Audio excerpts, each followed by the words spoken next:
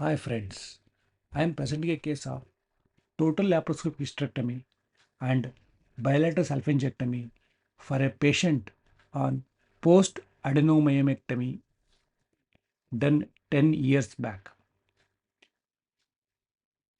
In this case, we can anticipate adhesions near the previous surgery site and distorted anatomy, and we are seeing a advancement of the bladder, that is superior surface of bladder is seen adhered to the body of the uterus and to the right cornu. Here we can see that momentum is seen adhered to the anterior abdominal wall. Maybe the previous surgery site adhesions where suture was done to the abdomen to the uh, myoma, adenomyoma resection. Maybe that is the site where we can see the omental adhesions. Here we should be careful that sometimes a small intestine or even a cecum may be wrapped below this omentum. We should be very careful in doing a dissection in these patients.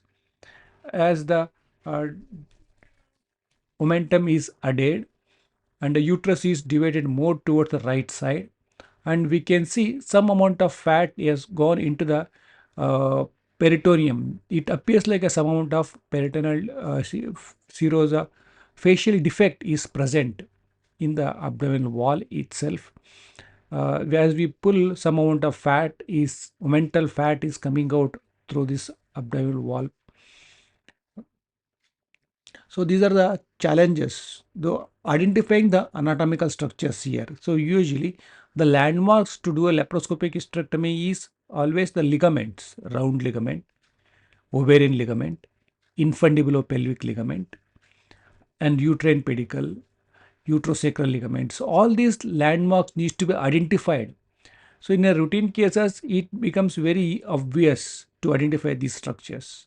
But when the anatomy is distorted, when we are not able to identify these structures individually, then every effort is made to locate them and analyze the anatomical structures related to this. So that is the only way to prevent the injury to the important structures like a bladder and ureter. Even the intestinal injuries can be prevented by identifying the anatomical structures and doing the dissection in the proper plane. And doing the dissection in the proper plane also will reduce the amount of blood loss that can happen during surgery. So if you are going a proper plane, we can see very meticulous surgery will be helpful in preventing bleeding during surgeries. Whenever the bleeding is less, we'll have a clear vision during surgery, and we need not spend time in sealing the bleeding. Even that also will increase the duration of surgery. So here we are just trying to prevent, we are trying to uh, identify the anatomical structure that is separating the anterior wall of the uterus to the abdominal wall. Left side uterus is completely clear. Only on the right side, we are not able to have a clear vision about the right corner of the uterus. So now the patient is having a 16-week size uterus, and she is also having a fibroid, uh, and these are the dense adhesions which are doing which are having a ventrofixed uterus only on the right side. We can see that is the uh, superior surface of the bladder, that is advanced near to the fundus of the uterus. So care should be taken that we do not injure the bladder itself, and meticulous dissection, if it is kept in the proper plane, definitely will have a very less amount of bleeding during surgery, and harmonic scalpel is very useful in these cases. So usually whenever we do dissection near to the important structures like intestine, bladder, or even the ureter, The lateral spread that is happening with the harmonic scalpel is very, very minimal. That gives a confidence to do the surgery, that we can very well separate these adhesions between the vital organs. For suppose if you are doing a round ligament ligation or ovarian ligament round ligament division, ovarian ligament division, then we can use the vessel sealing devices where they may have a lateral spread of nearly 2 to 3 millimeter. But when we use this surgery to dissect the anterior abdominal wall or even the bladder from the anterior surface of the uterus, then if we do dissection with the harmonic scalpel, which has got a nearly 1 or 2 millimeter lateral spread, so that gives the confidence of doing a laparoscopic surgery safely without injuring these important structures. Little amount of adhesion separation in the right side was possible. So now we try to go ahead doing surgery on the left side.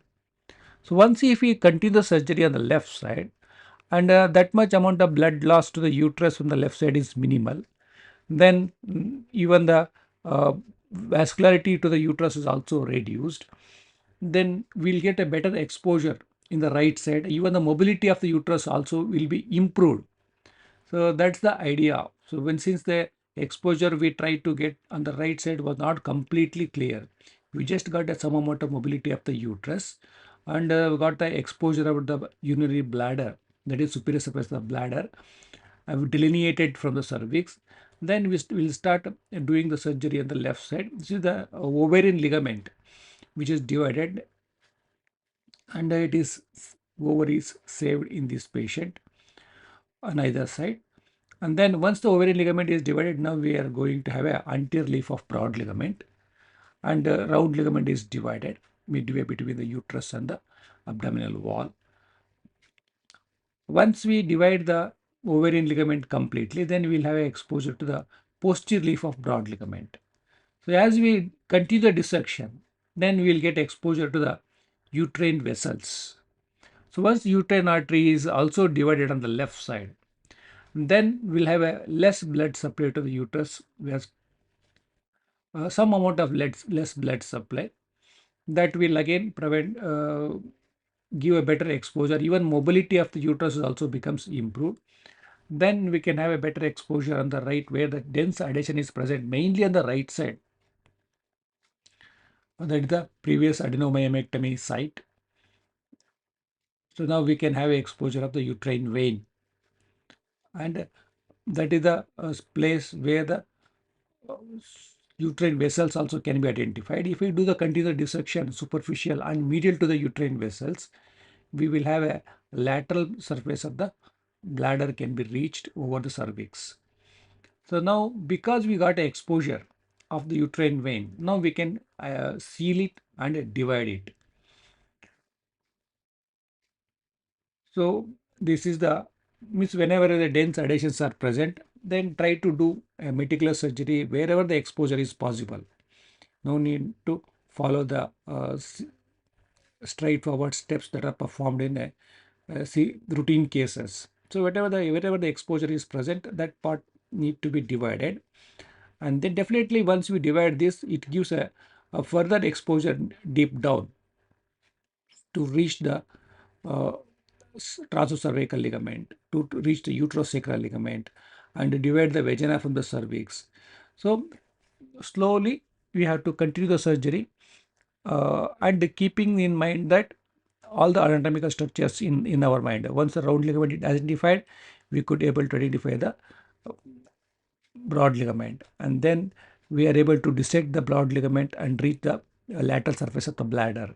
So once the lateral surface of the bladder is clear, now we can divide the uterine vessels. And then while dividing uterine vessels should be completely coagulated and then sealed and then divided, so that backflow is very much minimal. We can see this is a bladder, that is a superior surface of the bladder, that is seen in folded over the anterior wall of the uterus near to the right cornu, and some part is even covering the left side of the cervix also. So once we divide this uterine vessels, now we can go towards the right side and start doing uh, completion of adhesiolysis, or uh, separation of the adhesion of the uterine wall to the abdominal wall can be continued. So this is now we are reaching the uterine vessels on the left side, and posteriorly from broad ligament we are dividing it. So this is the main challenge in these patients where post myomectomy or post adenomyomectomy, where the adhesions will distort the pelvic anatomy, and patients will, and usually will have some amount of adhesion of the intestine or the bladder onto the anterior surface of the uterus that need to be identified clearly, and then it should be divided to prevent the injury to these organs. And slowly we are devascularizing the uterus vessel by vessel. We are now dividing the sealing the uterine vessels and then dividing it. So once you divide the uterine artery, now we will be reaching towards the transcervical ligament and the uterosacral ligament. So once we divide that, we'll have a better idea and better mobility of the uterus on the right side. So that is the idea why to continue surgery. That you can see that that is the uterine artery that is divided on the left side, and we are having a clear exposure of the cervix on the left side. So we are able to continue this dissection and do the surgery of the transcervical ligament. So now we are going towards the right side for now, so that we can see that is the one fibroid that is present on the right side, and adhesions are present. Adhesions are anterior wall of the uterus to the abdominal wall, and this is the omentum. So now we are able to have a clear vision that there is no small intestine or the wrapped inside this omentum. So we are able to have a complete division of this omentum.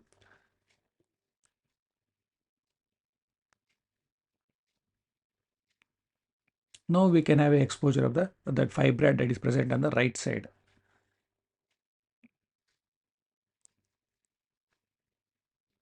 So this is a clear cut vision now we are having on the right side. So this was possible because of the mobility that was available following dissection of the left pedicles. Initially, it was not possible to move this organ.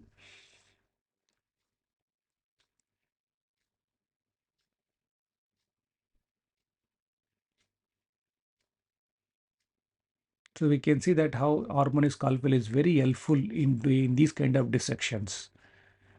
One is that it produces less smoke and have a hemostasis also, and allows the surgery due to its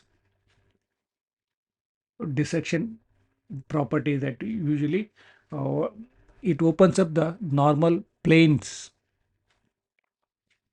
which is usually called by champagne effect, where it opens up the normal anatomical planes, and it helps in continued further dissection.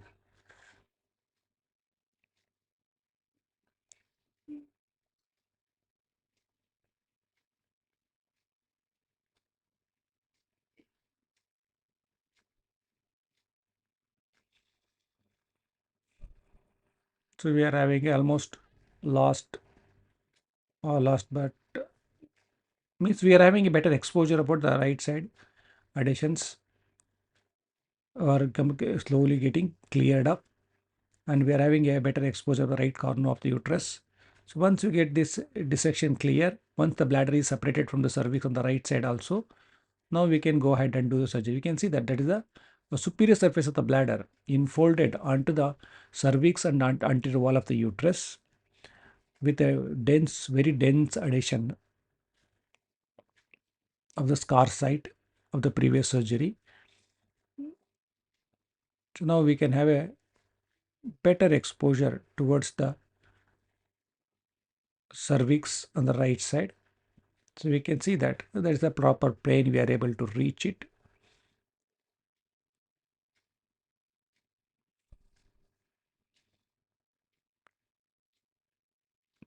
So this meticulous and slow dissection is very helpful.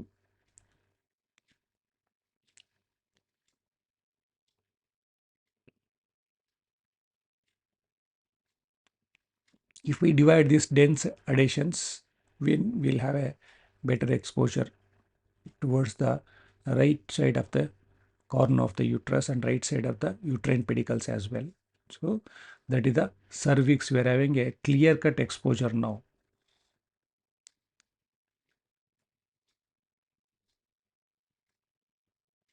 So we are having a exposure of the right round ligament from the left side, and also we are having a exposure of the right extrailiac vessels from the right side, from the left side.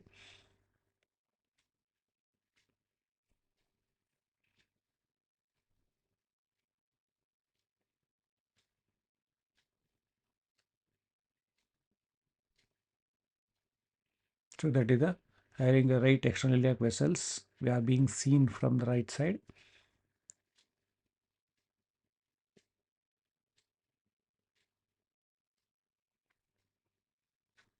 Though still some amount of adhesions are still present, but still we are having a good exposure about the right paravesical space.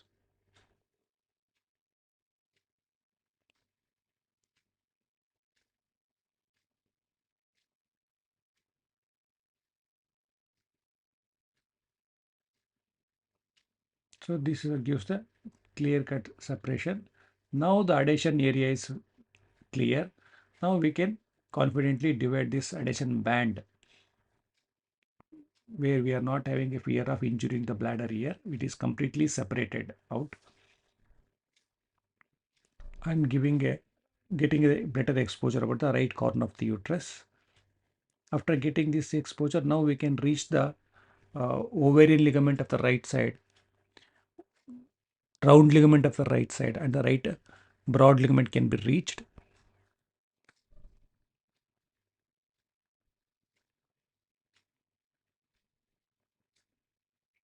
So though these are the simple anatomical landmarks that are definitely useful in doing a dissection in these kind of patients also, where the uh, right right side structures are completely distorted by adhesion band of the anterior abdominal wall to the uterus.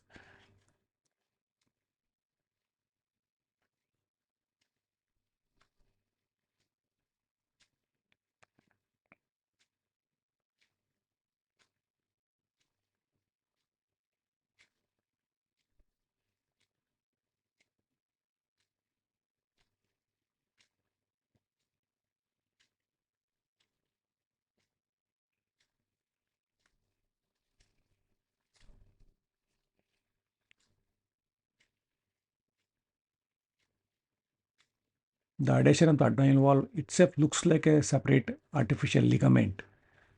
It's a very dense fibrotic adhesion that gives a confusion about whether it's a pedicle or dividing or it's a just a dense adhesion. It's a very tough adhesion that is present on the right side onto the corner of the uterus to the abdominal wall,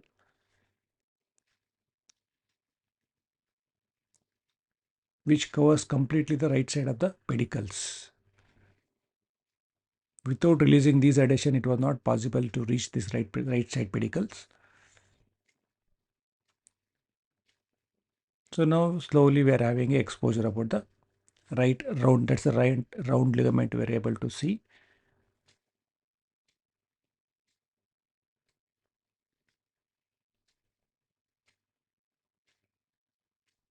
Now the surgery on the right side also becomes like a simple routine case since we are having a good exposure.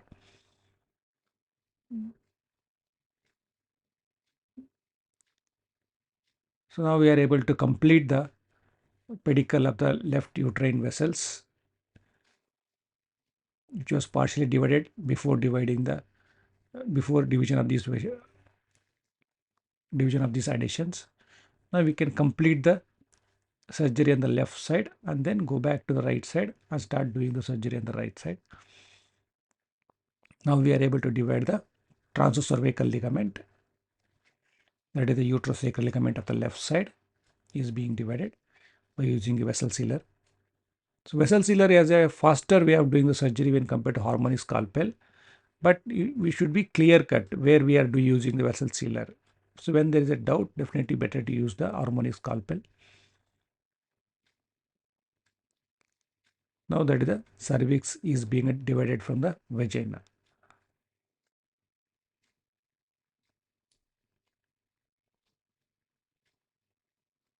Uterus is significantly pulled up close to the anterior abdominal wall. So that is the final where left vagina is already opened up.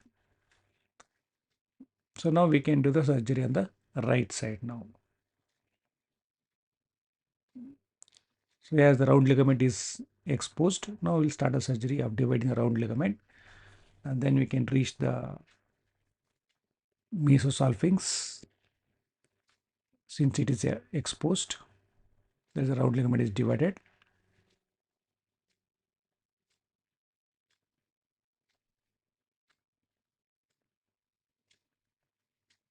So we can see though there is a very dense thick adhesion was present, because we have used the harmonic scalpel and we used judiciously, we used where it is exactly necessary there the vessel sealing devices.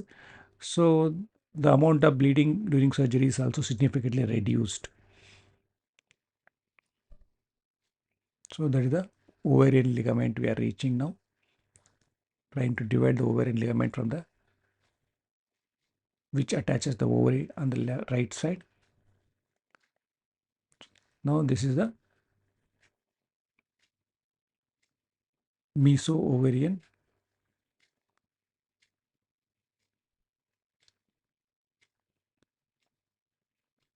So once that is divided, now we can reach to the broad ligament. Anteriorly, broad ligament is already completely divided. Even the utrovesical fold of perineum is also completely divided. Only the posterior fold is remaining. So if the exposure is not sufficient to reach the posterior fold of perineum, we can include along with the vessels. So that is the uterine vessels we are able to reach now.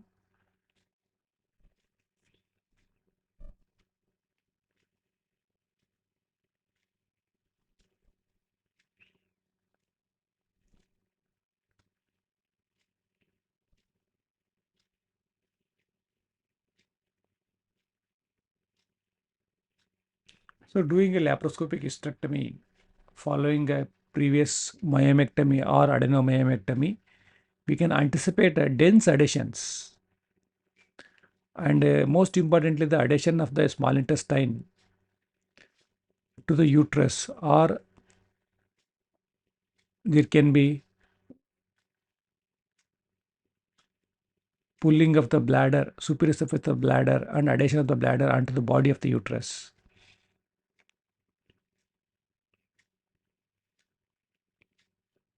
So this should be anticipated, and identify the anatomical structures and do the dissection in the proper plane will definitely minimize the morbidity among these patients.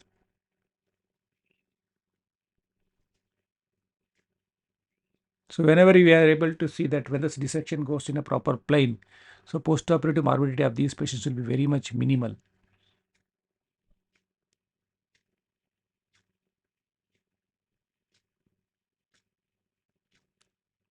So now we are able to divide the cervix from the vagina. So once the vagina is opened, now we can divide the anterior vagina and the posterior vagina. Then specimen is retrieved by vaginal maceration, which is not shown in this video. We can show it in some other video. A separate video dedicated to the specimen retrieval.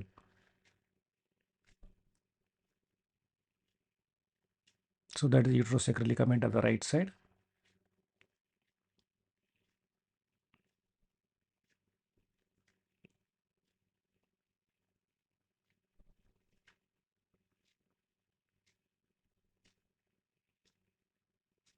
Now anterior vagina is being divided.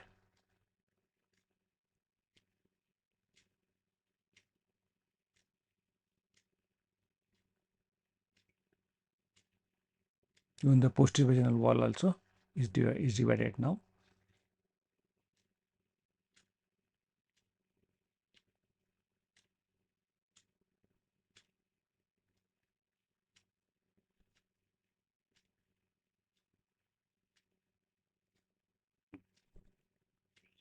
Left side of the vaginal division was done already in the beginning itself. Now only the anterior wall on the right side and the posterior wall division is remaining, which complete the surgery in this patient.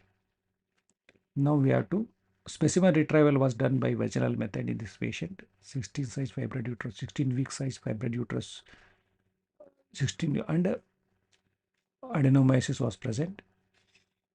Now we are reattaching the vault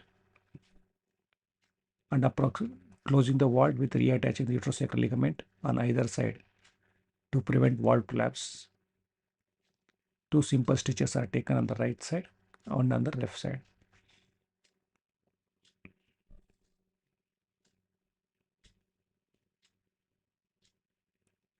So whenever dense adhesions are present, so it is important to identify the important anatomical structures of pedicles, like round ligament need to be identified first, then fallopian tube, then the ovarian ligament needs to be identified. So once you identify these ligaments,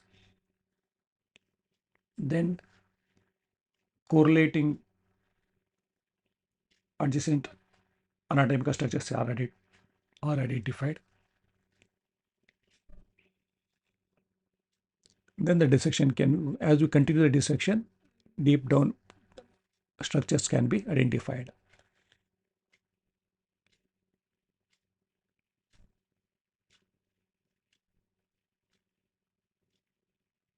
Even while doing the bladder dissection also, utrovesical fold of peritoneum need to be identified from the round ligament as we dissect down the broad ligament and then reach the uterine vessels, keeping the dissection superficial and medial to the uterine vessels will guide to reach the lateral surface of the cervix and then posterior to the bladder, which will further prevent the injury to the bladder.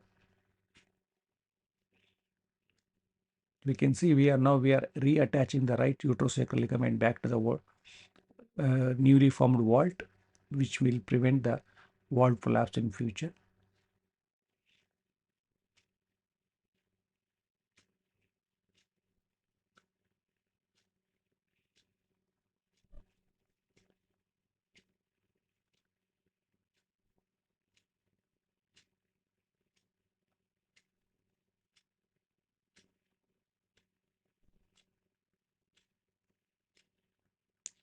So while attaching the uterosacral ligament onto the vault, care should be taken that we do not include the ureter in the prick, or we do not kink the ureter. Sometimes if the dense adhesions are present, when you pull it, there is a possibility of ureter getting kinked. In those conditions, we have to dissect the uh, peritoneum lateral to the ureter so that ureter will be moving away and kinking will be reduced. Similarly, we will take one more stitch on the left side.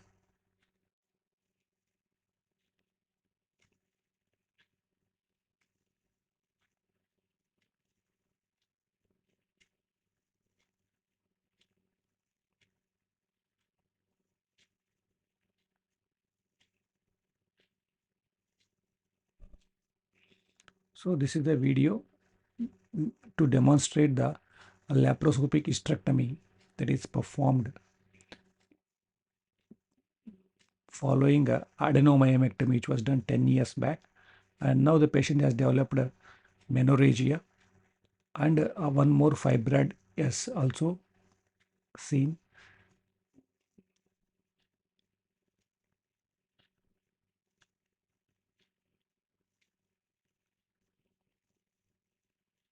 Following adenomyomectomy, nearly 10 years patient was asymptomatic. Only since past 2 years, patient is having the symptoms of heavy menstrual bleeding and dysmenorrhea.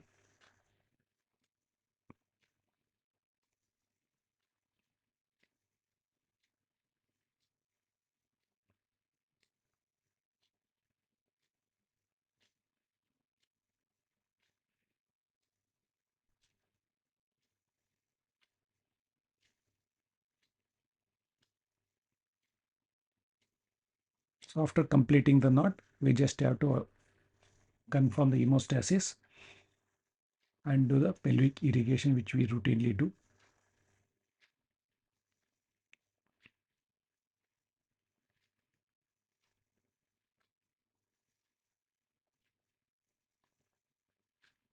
If there are any doubts about this video, please put it in the comment box. Try to answer them as much as possible, or give any suggestions about this video.